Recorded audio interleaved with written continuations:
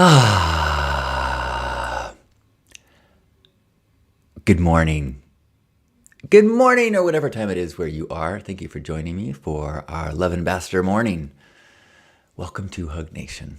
I'm John Halcyon Stin. This is a daily practice of sharing gratitude and practicing connection, practicing aligning ourselves to the person that we want to be today.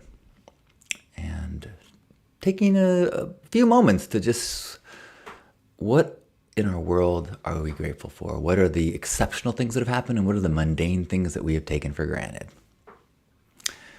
I am feeling quite grateful today. I am celebrating my 2-year soberversary. 2 years ago last night, I had my last drink of alcohol. And so in the last 2 years, I've had no booze, no GHB, no ketamine, no cannabis. So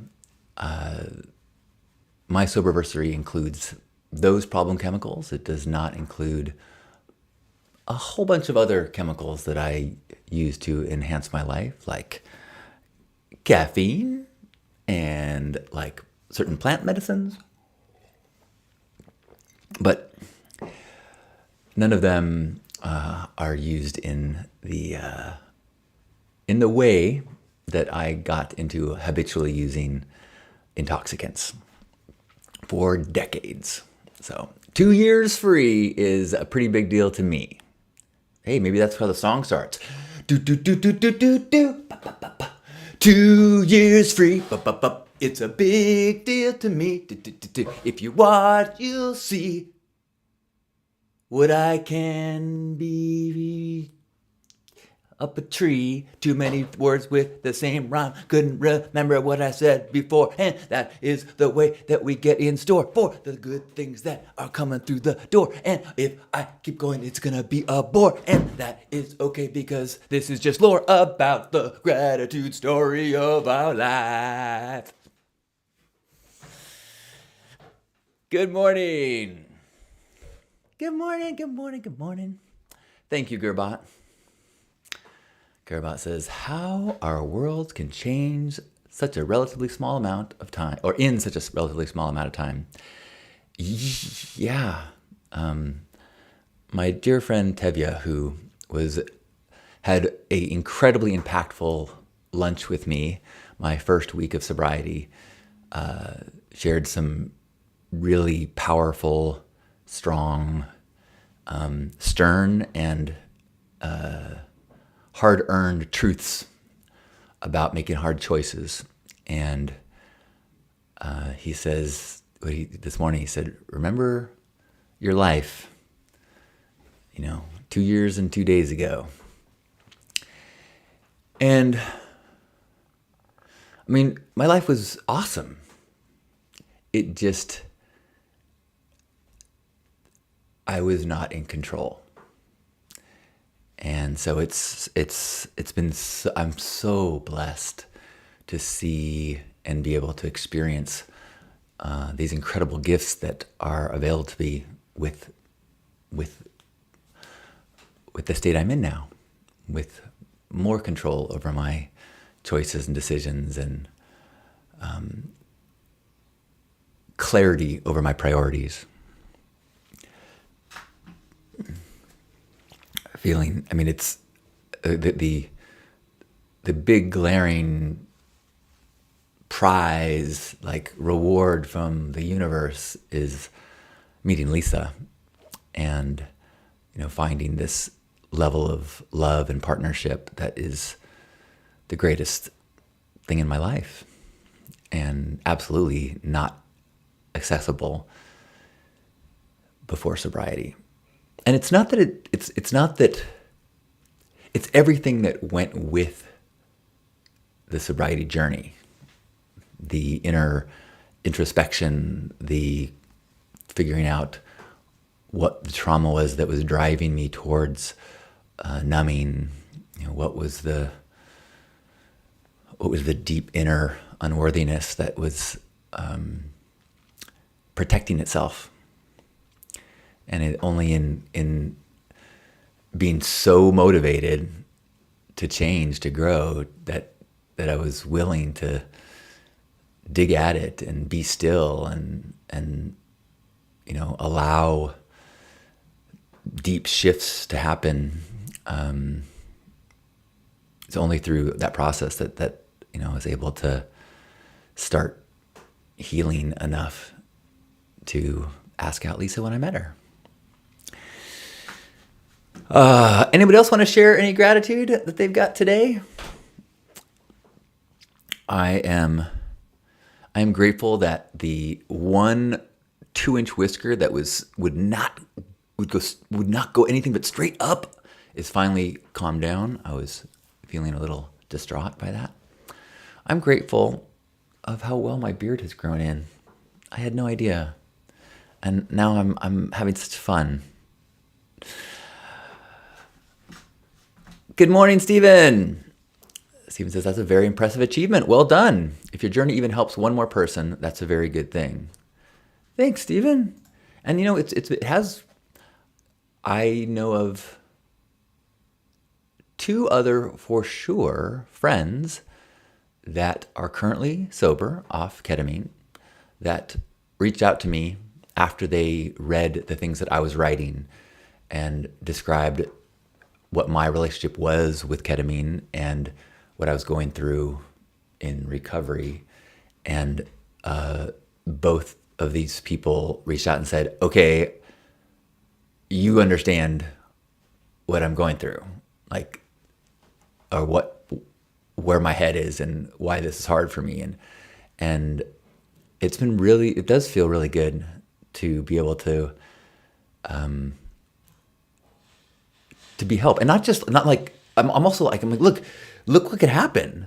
Like, I found the love of my life and I thought I had it all figured out, but the usage was keeping me from true intimacy.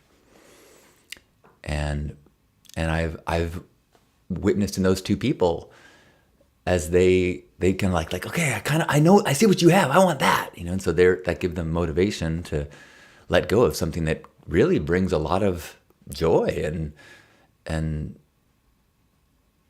bring a lot to your life, but at the expense of a lot of other things. And so seeing me make the choice and be happy about it, now I've seen both of them make that choice and really get to watch them blossom in new, healthy ways. So that is really rewarding. Thank you. Good morning, Stephen. Good morning, Hope. Good morning. Good morning, Michelle. Michelle says, so happy and proud of your sobriety. I am sober now for 15 years. Incredible. Incredible. Hope says, congrats. I would love that document. Thank you for the reminder. I don't have a document, but I do have some things that I did write. All right, let me see. All right, I'm going to write a note here. Hope K docs, or I have like a few docs and a few videos that are not really documents, they're just articles. But yeah, thank you for the. Hope says, yeah, ketamine was my lover, and I'm so glad we broke up. Totally. I'm real clear that if I look at my past, ketamine was my primary relationship. And I mean, sometimes it was subtle and sometimes it was overt. Like, I was in couples therapy with one of my partners, and my partner said to the therapist, like, it feels like he's choosing his drugs over me. And I was like, yes. If you're going to ask, if you don't stop doing it, I'll leave. I'm like, I'm okay with that. You can go.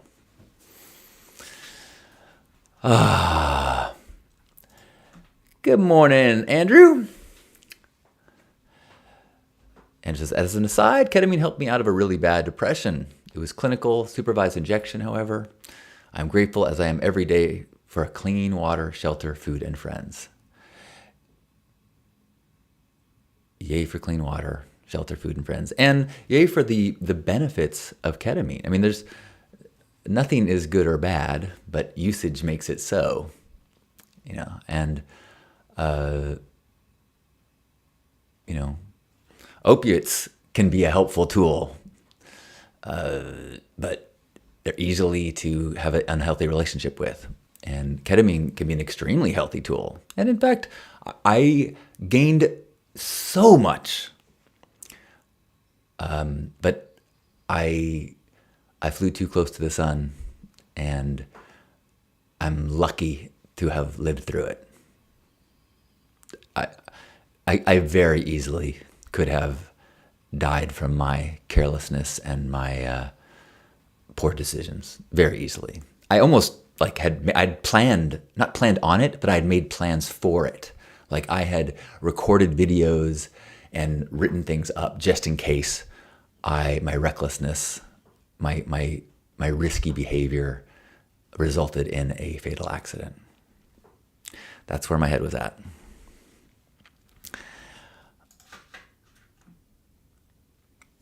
Cool, Andrew. I will look forward to more info on the Recognition Sutras. Anybody else want to share any gratitude? I am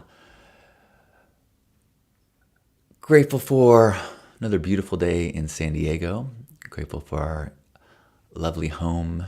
Went for a walk this morning with my beloved, and we walked to this point that's kind of right by our house. Feels like a little mini canyon hike, and grateful for that. Grateful for some fun, impressive storytelling TV that we've been watching. We just finished season 1 of White Lotus, which I was rewatching a show called Patriot. That is one of my favorite shows that's ever been on. So good, the storytelling and the way. Oh, it's so good. Patriot. Good morning, Tara. Tara says, freedom is nothing to hide and nothing to prove, and you embody both. Congratulations. Thank you. I'm feeling pretty proud of myself. I'm feeling like, there was a time, 3-4 years ago, when I was quite clear that addiction was not a lesson that I was going to learn or figure. I was not going to overcome it in this lifetime. That I had, in my dharmic path of growth, I've learned and grown a lot in my life. I have really dug in, and I'm a far more self-aware person, human being, in so many ways than I was as a young person. And I feel pretty good about this evolution of a person of service in the world. And I felt like that's plenty. That's plenty to figure out in one lifetime. So this overcoming addiction was not something that I thought was within my power during this run as being a human being.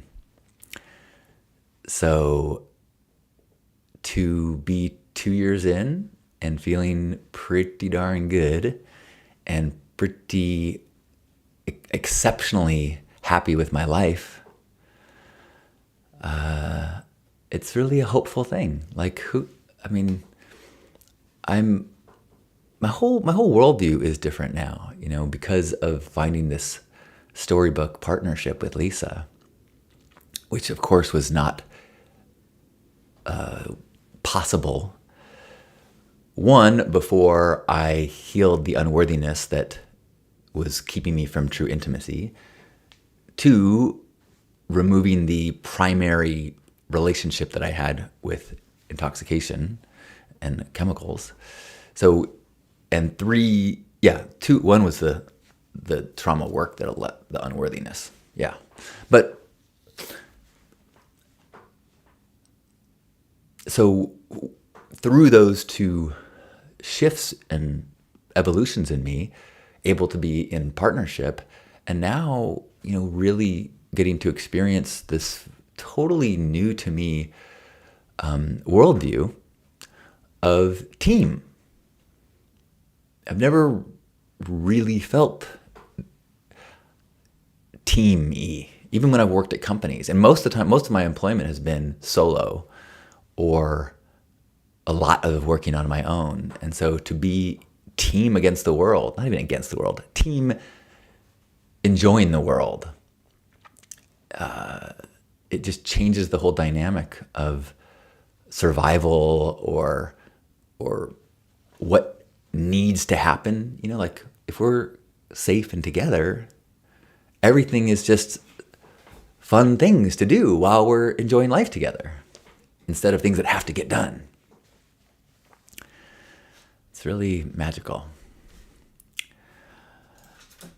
Michelle shares it, grateful the sun is shining on this cold day.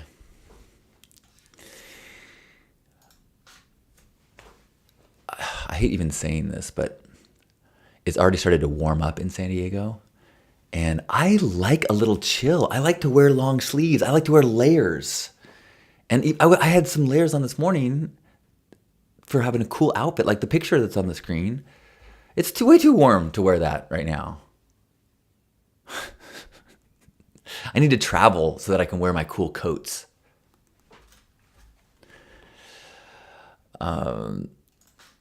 Hope says, grateful to know people who are on a new K-free path. To share this side of that journey. Thank you for your modeling what a romantic relationship could be for me now. My true pleasure.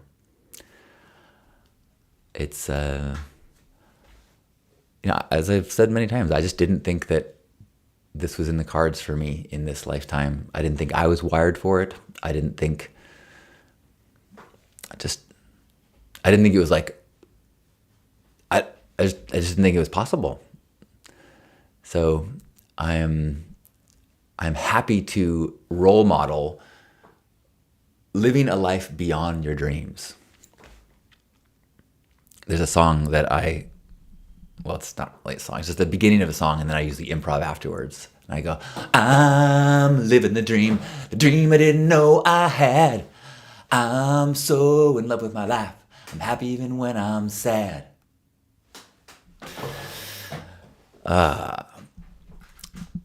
And I'm so grateful for this so very weird and strange and novel and interesting community, this digital gathering that allows me to feel not alone and allows me to feel connected and reminds me every day that the world is filled with people like me and like you. And that to us, just learning how to be ourselves best we can, learning how to be good versions of ourselves, reminding ourselves that just being us is a gift to the world. I know that I want to know who you are. I don't want to see your facade and your projection and your performance. But if you share something real, if you share a gratitude of something that's in your heart, like I feel like what a treat. And to have this opportunity on a daily basis of getting to see little bits of people's hearts, I feel like it makes us wealthy beyond measure. And it reminds me of the true rewards of being alive. So thank you for that. I am so very grateful. Any last gratitudes before we have a hug and head out into the day? I'm grateful for a fun video call that I had with Asher yesterday. We started drawing, and it kept saying like, okay, who else are we gonna bring to the party? Who else are we gonna bring to the party? Okay, we'll bring robots. Okay, there, we each would draw a robot. Okay, who else is gonna? I got one more robot's coming to the party. And then he would say bunny rabbit. Okay, all right. So and then we each draw a bunnies, and then a human being. Okay, draw human beings coming to the party. A bird. Okay, a bird's coming to the party. All right.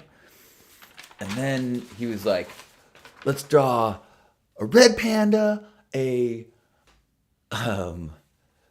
raccoon, a lion, and a fox. I'm like, okay. And my first thought was, I need to look these animals up because I know pandas have black, but I don't really remember what the patterns are. And I started to look it up online. I'm like, what are you doing, John? This is not an exercise of who can make the most realistic animal. His drawings are so cool. It's the childlike, where it's like, yeah, totally, that's a robot, but it's the essence of it. Like, Picasso said it took him a lifetime to learn to draw like a child. And so I was just drawing whatever, like fast, whatever's in my head. So like, this is my panda, that's my raccoon, my lion, and my fox. Although Asher said, when you put whiskers on the fox, it'll look more like a fox than a dog. And then he said, okay, last one, any dinosaur you want. So that's my dinosaur. Yeah.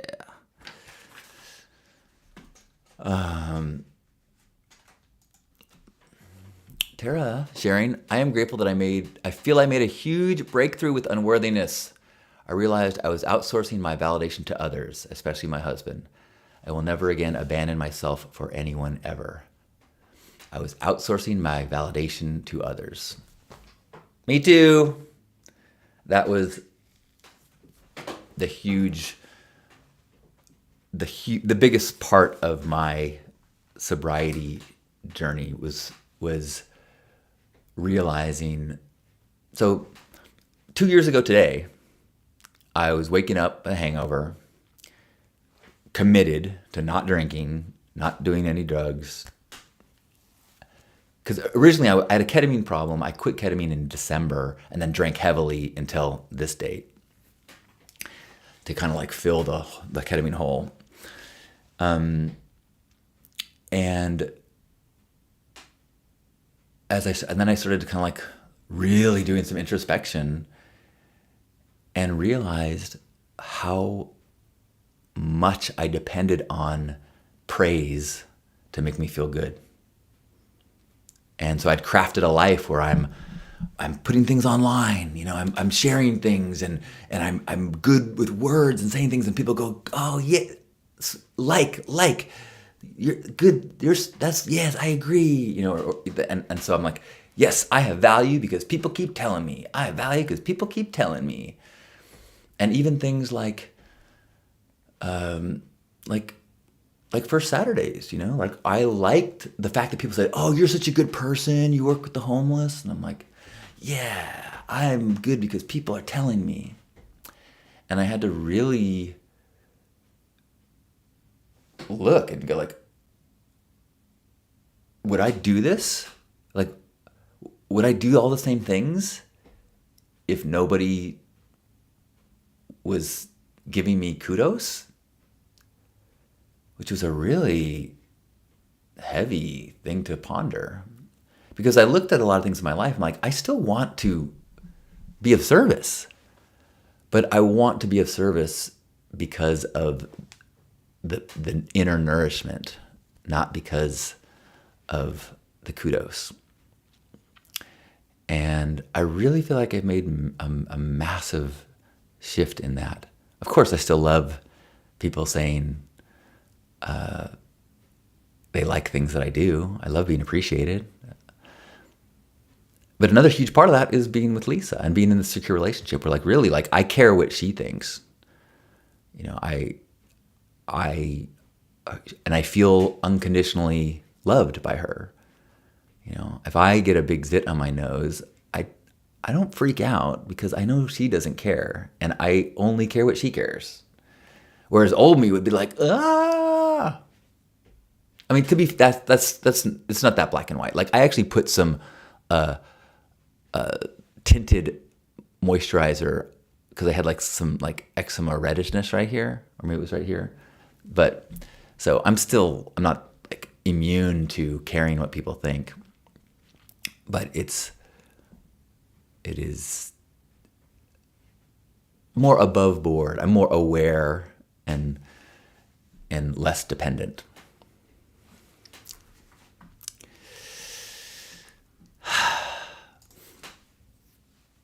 Yes, says Tara. Yeah, it's a journey though, I think, but that's one of those things that I'm so grateful about, like the process of aging and partnership and a lifelong of introspection and all these things coming together where I can like, and a long time pursuit of integrity where like I can look at my life right now and I don't think any criticism would knock me. There was times when like if someone would attack me for being a fraud or not well, that would be like, ugh, because there's a part of me that like believed that kind of I was a little bit of a fraud, especially when I was an addict, but I was trying to be all love yourself, but I'm gonna do okay every night. But now I'm like, I'm proud of the man I am. I'm proud of the way I treat people. I'm proud of the way I use my energy. I'm proud of the way I treat my partner and my family and my friends and strangers. And I'm proud of the way I walk through the world. So I don't need someone to tell me that I'm a good person. I don't need someone to say, good job, John. I mean, I love it. I especially love it if like my dad says good job, which he's said a handful of times in my life. And a few of them have been recently. And I love knowing that Lisa is pleased with who I am and what I'm doing. But I know I am. And I think that is if anything that I've been trying to study and teach is that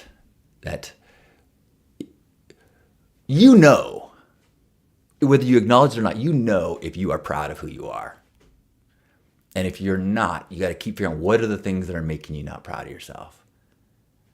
Is it you're not proud because of the way you're eating?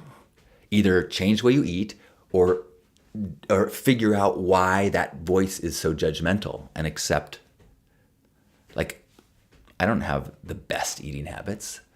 And sometimes I can feel like, oh, I'm in a judgment place there. So I either need to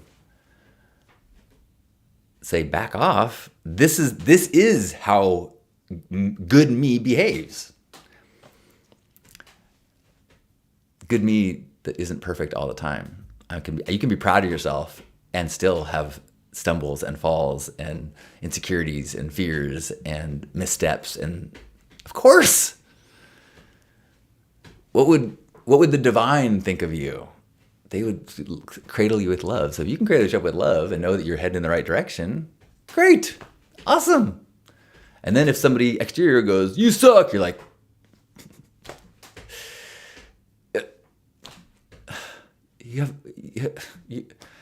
that means nothing. That means nothing. Tara asks, are you eating cheese again? No, I don't know what. I thought I had the eczema totally figured out. I haven't been eating no dairy. I haven't even had yogurt, no cheese. Even we had Indian food, and I was like trying to make sure I didn't even eat any Indian food that might have cream in it. I've been really, but I don't know. Maybe there's more to it, or maybe there's dairy sneaking into foods that I'm not aware of. I really do feel better when my face is not splotchy and red. Thank you, Adrian. Gerbot says, grateful for this gratitude practice and how it helps set my sails in a positive direction for the day. Me too. Lisa and I have really been thinking about that lately and how we've been having, yesterday, we give gratitudes at the end of the day, but I was appreciating how our days are so often vacation-like. And the more I thought about it, I'm like, it's not that we do things that are vacation-like, it's that we have moments where we're so present and so aware that we're having a good experience in that moment. And that's something that often I associate with being on vacation, when you have these new stimuluses, new places, and you're snapped out of all, you're taking things for granted. You're like, oh, this is cool. But with a gratitude practice, you can do that every day. You can be like, oh my gosh, I'm feeling the warm body of my beloved with this soft blanket on me and drinking tea. This is amazing. It's happening right now. The thing that's amazing. My life, it's happening right now. It's happening. It's happening. And if you can practice that, that is more valuable than any treasure. It is more valuable than any life extension. Having 10 more years of stress and freak out is not better than having a single year where you enjoy the days as they're happening. So gratitude practice is what helps us to get into presence and appreciation.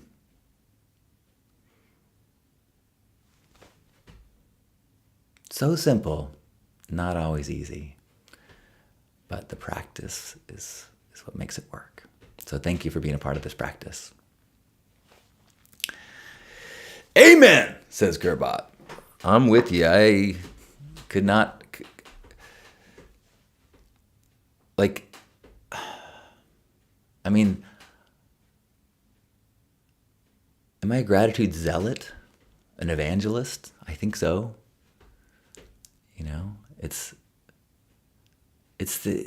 I don't know how. There's so much about being conscious that is amazing.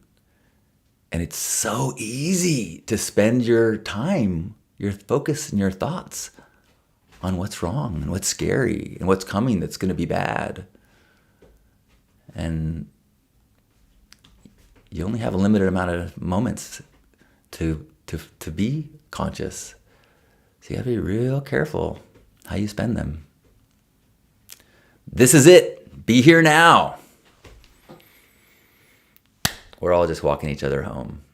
And with that, wherever you are, give yourself a big old squeeze. Appreciating our bodies, appreciating this moment, appreciating the ability to feel and think and taste and smell and sing.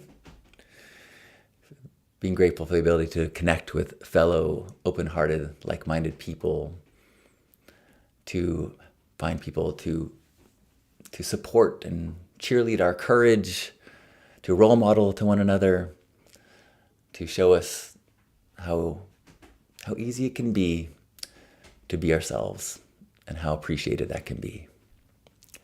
So let's take a deep breath in and squeeze each other. On behalf of Grandpa Caleb and everybody here, thanks for being here and sharing gratitude in this beautiful morning. I love you. Have a beautiful day. Have a beautiful weekend.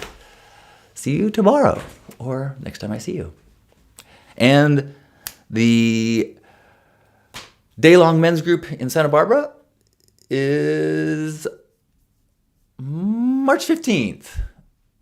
Still a few spots. Really looking forward to that. It's so much of the kind of things that we've been talking about today, about the peace and the purpose of integrity. Thanks, Andrew. Thanks, Gerbot. Thanks, Tara.